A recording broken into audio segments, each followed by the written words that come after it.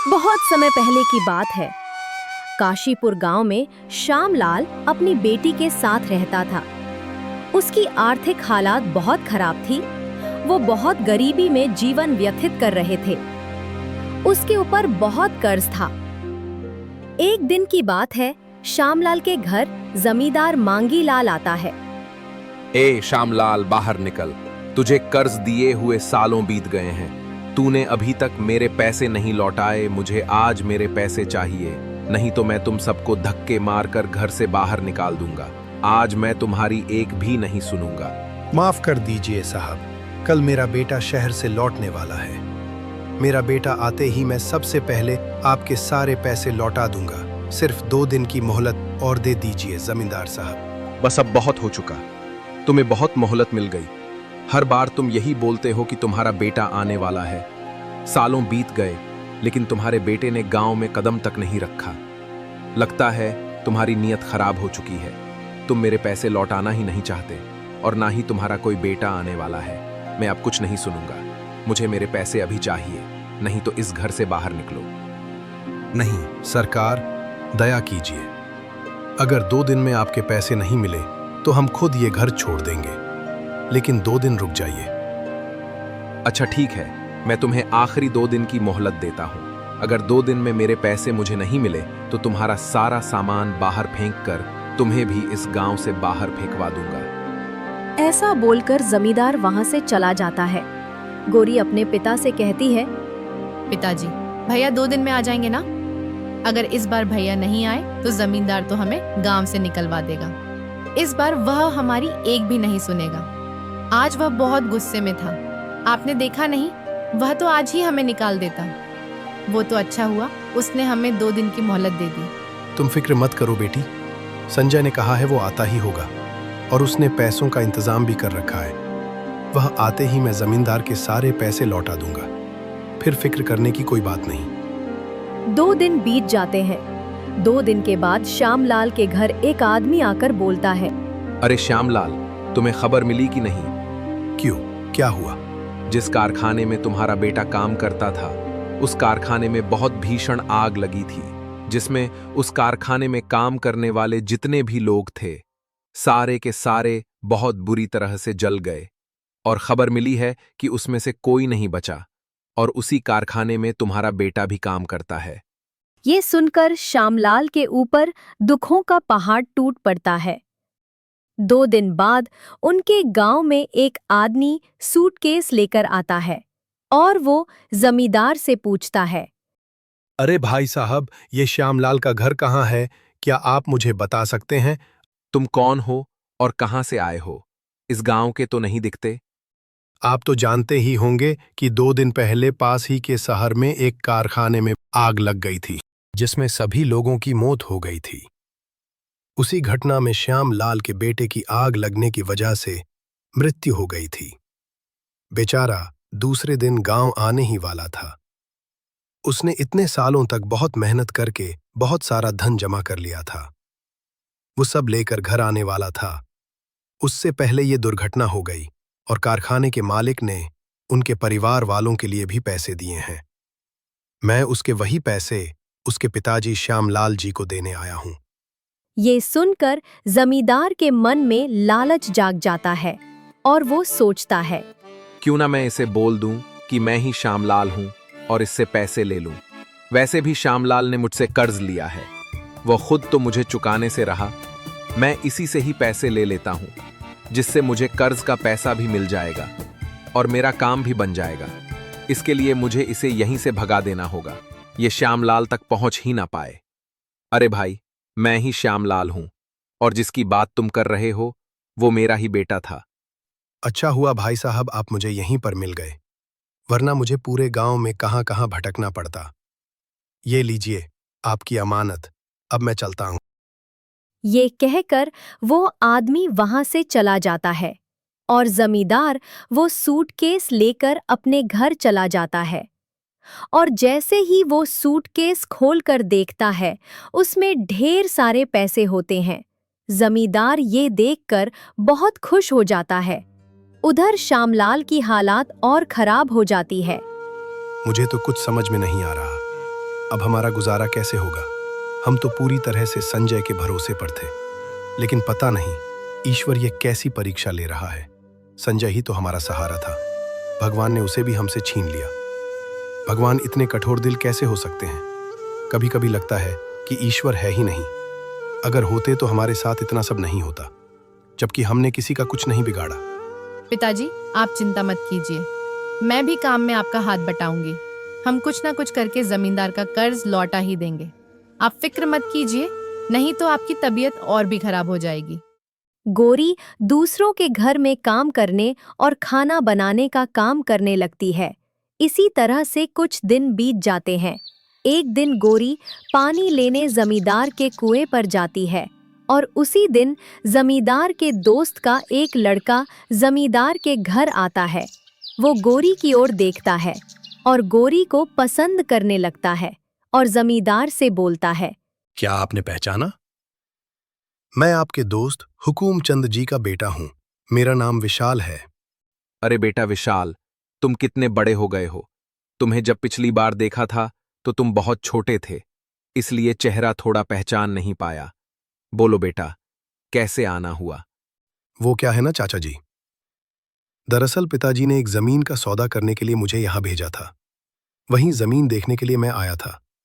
इस सिलसिले में आपसे भी थोड़ी बात करनी थी। वाह बेटा, तुमने अभी कारोबार भी संभालना शुरू कर दिया है। हाँ चाचा जी, थोड़ा बहुत मैं भी कारोबार देख लेता हूं। अब पिताजी से ज्यादा काम नहीं हो पाता। अब उनकी उम्र हो चुकी है, इसलिए ज्यादातर काम मैं देख लेता हूं। ये तो अच्छी बात है बेटा। आपसे एक बात पूछनी थी चाचा जी। दरअसल मैं जब आ रहा था तो कुएं पर मैंने एक लड़की को देखा। क्या आप बता सकते हैं कि वो लड़की कौन है? लड़की? कौन सी लड़की? अभी जब मैं आ रहा था तो आपके घर के सामने जो कुआं है, इस कुएं पर मैंने एक लड़की को पानी भरते देखा। क्या बता सकते हैं वो कौन है? रुको विशाल बेटा, तुम चाय पियो, तब तक मैं देख कर आता हूं। जमींदार बाहर जाकर कुएं की ओर देखता है तो कुएं पर उसे खुद की ही लड़की खुशी दिखाई देती है। गोरी वहां से जा चुकी होती है। अरे विशाल बेटा, जिस लड़की के बारे में तुम पूछ रहे हो वो मेरी ही बेटी है। अच्छा अच्छा, ठीक है चाचा जी, मुझे लगा। जाने दीजिए। विशाल बात को पलट देता है, लेकिन जमींदार को इस बात पर शक हो जाता है। मुझे लगता है विशाल बाबू को मेरी लड़की पसंद आ गई है। ये तो बहुत अच्छी बात है। और मेरी लड़की इतने बड़े खानदान में चली जाएगी तो उसका तो नसीब ही चमक जाएगा। इतने अमीर लोग मुझे और कहीं नहीं मिलने वाले।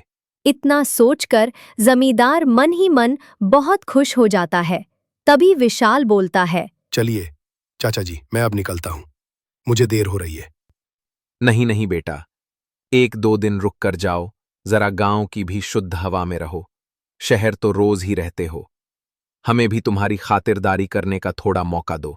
नहीं चाचा जी, इस बार नहीं, अगली बार आऊंगा तो रुकूंगा। इतना कहकर विशाल वहां से चला जाता है। घर जाकर अपने पिताजी से कहता है, पिताजी, मैंने गांव में एक लड़की देखी है और मुझे उसी से शादी करनी है। मुझे वो लड़की बहुत पसंद आई। अरे बेटा, तुम किसी लड़की की बात कर रहे हो? पिताजी, वो आपके गांव के दोस्त हैं ना, जिनके यहाँ आपने मुझे आज भेजा था। उन्हीं की लड़की से मुझे शादी करनी है। अरे वाह, ये तो अच्छी बात है। वह तो मेरा बहुत अच्छा दोस्त है, वह बिल्कुल मना नहीं करेगा। मैं कल ही उसके पास जाकर शादी की बात करता हूँ और वह भी यह सुनकर बहुत खुश होगा। दूसरे दिन विशाल के पिता और विशाल जमींदार के यहाँ आते हैं। अरे मेरे दोस्त हुकुम, बहुत दिनों बाद आज मिल रहा है। तू तो बहुत बड़ा आदमी हो गया है यार। याद है हम दोनों ने साथ में ही कारोबार शुरू किया था। आज तू कहां से कहां पहुंच गया। आज तो तूने यहां आकर मुझे बहुत खुश कर दिया। मैं तुझे देखकर बहुत खुश हूं। अरे मांगीलाल, विशाल की वजह से हमें अभी आना ही पड़ा। दरअसल विशाल को तुम्हारी बेटी बहुत पसंद आ गई है और वह उससे शादी करना चाहता है। उसी की बात करने के लिए हम यहाँ आए हैं। चलो अभी अपनी बेटी को बुलाओ। मुझे उसे देखे बरसों हो गए। जब हमने उसे देखा था तब वो बहुत छोटी थी। ये सुनकर जमींदार बहुत खुश हो जाता है। हाँ हाँ हुकुम, ये तो बहुत अच्छी बात है। तुमने आज मेरा दिल ही खुश कर दिया। हमारी दोस्ती आज रिश्तेदारी में बदलने जा रही है। इससे ज्यादा खुशी की बात और मेरे लिए क्या हो सकती है। तभी मांगीलाल अपनी बेटी को आवाज लगता है और बोलता है। अरे बेटा खुशी, जरा यहाँ तो आना। जैसे ही खुशी बाहर आती है, विशाल उसे देखकर दंग रह जाता है और बोलता है। अरे चाचा जी, जिसे मैंने उस दिन देखा था, यह वो लड़की नहीं है, वह लड़की कोई और थी। ये आप क्या बात कर रहे हो विशाल बाबू? आपने उस दिन जिसे देखा था यह वही है। ठीक से देखिए, शायद आप भूल गए। ये वही है जो उस दिन कुएं के पास खड़ी थी। नहीं नहीं चाचा जी, मुझे अच्छी तरह से याद है। मैंने जिस लड़की को देखा था, ये वो नहीं है। इतना सुनकर जमींदार सोच में पड़ जाता है। कहीं विशाल बाबू ने उस फटीचर श्यामलाल कीलडकी गोरी को तो नहीं देख लिया? उस दिन वही थोड़ी देर पहले वहां पानी भरने आई थी और शायद विशाल बाबू उसी की बात कर रहे हैं। नहीं नहीं, मैं ऐसा बिल्कुल नहीं होने दूंगा। मुझे कुछ करना होगा। मुझे कुछ भी करके श्यामलाल और उसके पूरे परिवार को इस गांव से भगा देना होगा, इससे पहले कि विशाल बाबू उसे गांव में जाकर ढूंढ ले। ठीक है विशाल बाबू, अगर ऐसी बात है तो मैं खुद उस लड़की को आपके लिए ढूंढ कर लाऊंगा। आप चिंता मत कीजिए। विशाल के पिता इस बात से बहुत नाराज हो जाते हैं और वो विशाल को कहते हैं। विशाल, तुम यह क्या बात कर रहे हो? हम तुम्हारे कहने पर आए थे। तुमने कहा था कि तुम्हें मांगीलाल की लड़की पसंद आई है और हमें मांगीलाल की लड़की बहुत पसंद है, और अब तुम पता नहीं किस लड़की की बात कर रहे हो। हमें तो यही लड़की पसंद है और मेरी यही इच्छा कि मेरे दोस्त के यहाँ ही तुम्हारा रिश्ता हो। और खुशी में क्या कमी है? बहुत अच्छी लड़की है बेटा। पर पिताजी, मुझे उसी लड़की से शादी करनी है जिसे मैंने उस दिन कुएं पर देखा था। चलो मांगीलाल, अब हम चलते हैं। तुम्हें हमने तकलीफ दी, उसके लिए हमें माफ कर देना। नहीं हुकूम, इसमें तकलीफ कैसी? शायद मेरे ही सुनने या समझने में गलती हो गई होगी, पर मैं कोशिश करूंगा कि उस लड़की को जल्द से जल्द ढूंढ दूं। इतना कहकर हुकूम और विशाल अपने घर चले जाते हैं और घर जाकर हरी अपने लड़के विशाल से बोलता है। अरे विशाल, तुमने इतनी बड़ी गलती कैसे कर दी? पता नहीं मेरे दोस्त मांगीलाल को कितना बुरा लगा होगा। पर पिताजी, मैंने जिस लड़की को देखा था वह मांगीलाल जी की लड़की नहीं थी, वह कोई और थी। और पिताजी, मैं ऐसे ही किसी भी लड़की से शादी नहीं कर सकता। मैं उस लड़की से ही शादी करना चाहता हूं जिसे मैंने उस दिन देखा था। पर विशाल, बात वह नहीं है। बात यह हो रही है कि मेरे दोस्त का तुमने अपमान किया है और तुम कहाँ किसी लड़की की बात कर रहे हो। तुम्हें इससे अच्छी लड़की और कहीं नहीं मिलेगी। तुम्हें इसी से शादी करनी होगी। नहीं पिताजी, मैं खुशी से बिल्कुल शादी नहीं करूंगा। पर तुम जिस लड़की की बात कर रहे हो उसका कोई अता पता नहीं है। कहाँ ढूंढोगे तुम उसे? पिताजी, मैं कुछ भी करके उसे ढूंढ लूंगा। ठीक है, अगर तुम्हारी यही मर्जी है तो मैं तुम्हें 7 दिन का समय देता हूं। अगर 7 दिन में तुमने उस लड़की को ढूंढ लिया तो ठीक, वरना तुम्हें मांगीलाल की लड़की से ही शादी करनी होगी। ठीक है पिताजी, आप जैसा ठीक समझे। उधर जमींदार विशाल के इस फैसले से बहुत परेशान था। विशाल बाबू को इस पूरे गांव में उस फटीचर श्यामलाल की ही लड़की पसंद आनी थी। मैं ये बिल्कुल नहीं होने दूंगा। कहाँ वो भिखारी की लड़की और कहाँ मेरी बेटी। उन्होंने उस भिखारी लड़की के लिए मेरी लड़की को ठुकरा दिया। यह मैं कभी नहीं होने दूंगा। मेरी बेटी की जगह वो गोरी कभी नहीं ले पाएगी। मैं ऐसा होने नहीं दूंगा। इससे पहले विशाल बाबू दोबारा यहां आए, उससे पहले मैं श्यामलाल को धक्के मार के इस गांव से बाहर निकाल दूंगा। फिर मजबूरन उन्हें मेरी बेटी से ही शादी करनी पड़ेगी। अरे मैं तो भूल ही गया, श्यामलाल को तो पता ही नहीं है कि उसके बेटे के जो पैसे शहर से एक आदमी लेकर आया था वो मैंने ले लिए हैं। मैं इस बात का फायदा उठा सकता हूं। मैं कल ही जाकर उसे लिया हुआ पूरा कर्जा लौटाने को कहता हूं। इससे लोगों को भी शक नहीं होगा और मैं उसे कर्ज ना लौटने की वजह से गांव से भगा दूंगा और उसका पूरा घर हड़प लूंगा और उसे गांव से बाहर निकाल दूंगा। दूसरे दिन मांगीलाल श्यामलाल के घर जाता है और बोलता है। श्यामलाल, बाहर आओ। बोलिए जमींदार जी। श्यामलाल, तुम मेरे अच्छा होने का फायदा उठा रहे हो। मैं इतने दिनों से चुप इसलिए बैठा हूं कि तुम्हारा बेटा अभी अभी गुजरा है और उसके गुजरने की वजह से मैं खुद से तुम्हारे यहां नहीं आया। पर तुम्हारी राह देख रहा था, पर तुम तो मेरी अच्छाई का फायदा उठा रहे हो।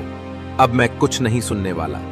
मेरा सारा कर्जा लौटा दो, और वैसे भी मैंने तुम्हें बहुत ज्यादा मोहलत दे दी है। जमींदार जी, मैं इतने सारे पैसे अभी कहाँ से लौटाऊंगा? मैं कुछ नहीं जानता, मुझे बस मेरे पैसे चाहिए। अगर पैसे नहीं है तुम्हारे पास तो अभी के अभी मुझे ये घर खाली करके दे दो। मैं इसे बेचकर मेरा कर्ज वसूल कर लूंगा। बस अब बहुत हो चुका। नहीं जमींदार जी, ऐसा मत कीजिए, मैं रास्ते पर आ जाऊंगा। मैं इतने दिन से तुम पर तरस खाकर तुम्हें कुछ नहीं कह रहा हूं, इसका मतलब यह नहीं है कि तुम मेरे सिर पर बैठ जाओ। अब मैं कुछ नहीं सुनना चाहता, बस तुम ये घर खाली कर दो और यहाँ से चले जाओ, नहीं तो मैं मेरे लोगों को कहकर तुम्हें घर से धक्के मारकर बाहर निकलवा दूं। चलिए पिताजी, अब हम खुद को झूठी तसल्ली नहीं दे सकते। हम यूं लकड़ियां बेचकर और दूसरों के घर काम करके जमींदार के पैसे नहीं लौटा पाएंगे। हमें यह घर छोड़कर जाना ही पड़ेगा। इतना कहकर गोरी अपने पिताजी को लेकर घर से बाहर चली जाती है और दूर जंगल में जाकर एक छोटी सी झोपड़ी बनाकर उसमें रहने लगते हैं। और इसी के चलते गोरी के पिता की तबीयत खराब हो जाती है और इसी वजह से अपने पिताजी का लकड़ी बेचने का काम गोरी संभाल लेती है। मैं तो कितना खुशकिस्मत हूँ जो मुझे तुम्हारी जैसी बेटी मिली, और मेरी वजह से तुम्हें कितनी मुश्किलों से सामना करना पड़ रहा है। पिताजी, आप ऐसा मत बोलिए। आपकी सेवा करने के लिए मुझे कोई मुश्किलों के सामना नहीं करना पड़ रहा है। आपकी सेवा करना मेरा धर्म है। आपकी सेवा करने में कैसी मुश्किल? पिताजी, मैंने खाना बनाकर रख दिया है, आप खाना खा लेना। मैं लकड़ी तोड़ने जा रही हूँ, जल्दी लौट आऊंगी। इतना कहकर गोरी जंगल में लकड़ी काटने चली जाती है। देखते ही देखते सुबह से शाम हो जाती है, पर गोरी जंगल से नहीं लौटी। इसी वजह से गोरी के पिता बहुत परेशान हो जाते हैं। गोरी को अभी तक आ जाना चाहिए था, पर वो अभी तक नहीं आई। कहीं वो किसी मुसीबत में तो नहीं फंस गई? मुझे अपनी बच्ची को जाकर ढूंढना चाहिए। मैं घर पर ऐसे हाथ पर हाथ रखकर नहीं बैठ सकता। इतना कहकर श्यामलाल गोरी को ढूंढने के लिए जंगल की ओर निकल पड़ता है। रास्ते में श्यामलाल की तबीयत बहुत खराब हो जाती है और वह चक्कर खाकर नीचे गिर जाता है और वहां गोरी घर पहुंच जाती है। तभी विशाल गोरी को ढूंढते ढूंढते श्यामलाल के पास आकर खड़ा हो जाता है और बोलता है, अरे बाबा, आप इस जंगल में क्या कर रहे हैं?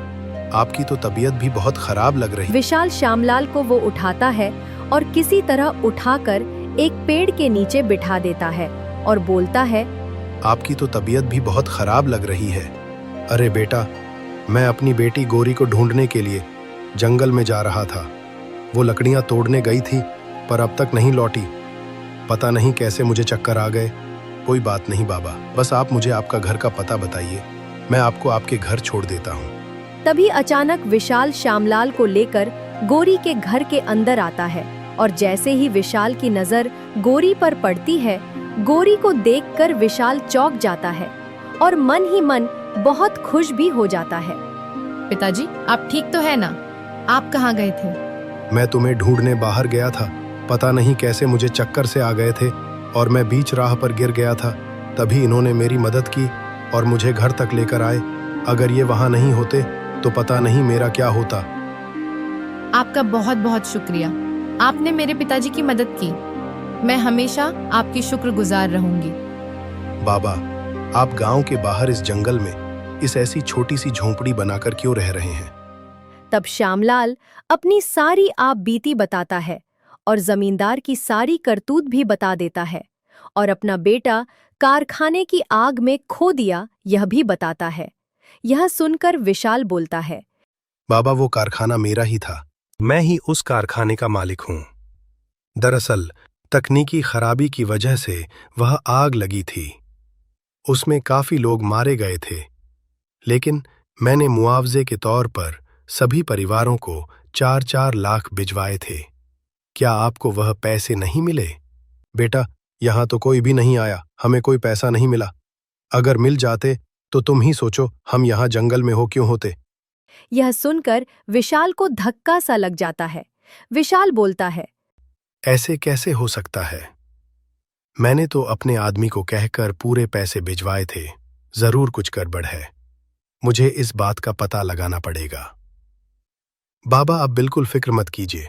मुझे 2 दिन का वक्त दीजिए। मैं इस बात का पता लगाकर आपको आपके पैसे दिलवाकर रहूंगा। दूसरे दिन विशाल अपने आदमी को लेकर श्यामलाल के घर आता है और पूछता है। वहां आदमी साफ इनकार कर देता है और बोलता है, साहब, मैंने वो पैसे इनको नहीं दिए। मैंने वो पैसे श्यामलाल नाम के आदमी को दिए हैं। उसने ही कहा था कि उसका नाम श्यामलाल है और उसके बेटे की कारखाने में आग लगने से मौत हो चुकी है। और मैंने वो सूटकेस उनके पास दे दिया था और वहां से चला गया। मुझे नहीं पता था कि वो मुझसे झूठ बोल रहा है। मुझे माफ कर दीजिए। मुझसे बहुत बड़ी गलती हो गई। क्या तुम मुझे बता सकते हो कि वह आदमी कौन है जिसको तुमने पैसे दिए? हाँ साहब, मैं अगर उसे देख लूं तो मैं उसको पहचान जाऊंगा। मैं तुम्हें 10 घंटे का वक्त देता हूं। पूरे गांव में पता करो कि वह पैसे तुमने किसे दिए, और मुझे जल्द से जल्द वह इंसान चाहिए जिसको तुमने वह पैसे दिए। थोड़ी देर बाद वह आदमी दौड़ा दौड़ा आता है और बोलता है, मालिक, मैंने पता कर लिया। उस आदमी का नाम श्यामलाल नहीं, मांगीलाल है और वो इस गांव का जमींदार है। उसी ने मुझसे झूठ कहा था कि वो श्यामलाल है और सारे पैसे मुझसे ले लिए थे। इतना बड़ा धोखा! मैं सोच भी नहीं सकता कि जमींदार इतना गिर सकता है। उसने मेरे बेटे के सारे पैसे खुद रख लिए और ऊपर से हमें घर से निकाल दिए। बाबा, आप फिक्र मत करिए, मैं सब ठीक कर दूंगा। अच्छा, तो यह बात है। अब मेरी पूरी बात समझ में आ गई। अपनी बेटी की शादी मुझसे करवाने के लिए उन्होंने जानबूझकर गोरी के घर वालों को गांव से बाहर निकाल दिया ताकि मैं उसे कभी ढूंढ न सकूं और मेरी शादी उसकी लड़की खुशी से हो जाए। अच्छा, तो अब मैं देखता हूं इसे कैसे सबक सिखाना है। बाबा, आप चिंता मत कीजिए, मैं सब ठीक कर दूंगा। जमींदार को कैसे सबक सिखाना है, आप सब मुझ पर छोड़ दीजिए, मैं सब ठीक कर दूंगा। फिर विशाल अपने आदमी को लेकर जमींदार के घर जाता है। जैसे ही जमींदार उस आदमी को देखता है, हक्का बक्का रह जाता है।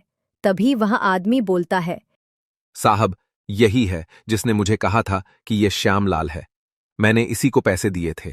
यह सुन जमींदार के पसीने छूट जाते हैं। वह विशाल के सामने बहुत शर्मिंदा हो जाता है। चाचा जी, यह सब आपने किया है। मुझे तो यकीन नहीं होता। आपने एक गरीब आदमी के हक का पैसा उससे छीन लिया। आपको पता है संजय के पिताजी को कितनी तकलीफ झेलनी पड़ रही है। और इतना ही नहीं, आपने उनसे पैसे लेकर भी उन्हें इस गांव से बाहर निकाल दिया। आपने तो इससे सारे पैसे ले लिए थे। फिर आपने ऐसा क्यों किया? जवाब दीजिए। विशाल बेटा, मुझे माफ कर दो। मुझसे गलती हो गई। मैं पैसों के लालच में आ गया था और अपनी बेटी के मोह में अंधा हो गया था, इसलिए मैंने ऐसा किया। जब तुमने उस लड़की के बारे में बताया तभी मैं पहचान गया था कि वो लड़की कोई और नहीं, गोरी ही थी। इसलिए मैंने यह चाल चली और गोरी और उसके पिताजी को इस गांव से निकाल दिया ताकि तुम्हें वह लड़की नहीं मिले और मजबूरन तुम्हें मेरी बेटी से शादी करनी पड़े। मुझे माफ कर दो बेटा, मैं बहक गया था। तभी सेठ हुकुमचंद वहां पर आ जाता है। उसे भी यह सारी घटना पता चल जाती है और वह भी जमींदार को बहुत खरी खोटी सुनाते हैं। और फिर विशाल और उसके पिताजी गोरी के घर जाते हैं और सारे पैसे उसके पिताजी को देते हैं और उसके पिताजी से गोरी का हाथ भी मांगते हैं। और इस बात से विशाल और गोरी बहुत खुश हो जाते हैं और दोनों खुशी खुशी रहने लगते हैं।